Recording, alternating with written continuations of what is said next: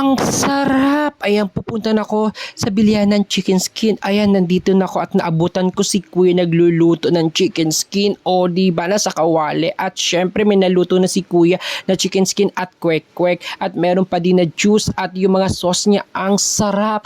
Murang-mura pa talaga to, ha. Dalawa, 5 pesos yung kwek-kwek at dalawa din 5 pesos yung chicken skin. Ang sarap-sarap talaga. Oh, di ba? Yummy, delicious. At pipili na ako at kakain ako dito sa bahay.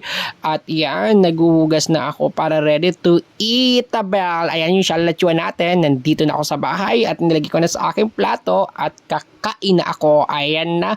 Oh, sirap. Ang sarap. At syempre may tubig ako para ready ako uminom ng tubig para hindi natapos agad ako kumain at nakalagay na sa hugasan. Di ba? Shalala shara chua chihuahua ng albay. And shalala shara chua chihuahua ng albay. Ow. At syempre, don't forget to subscribe and follow my Facebook account mo.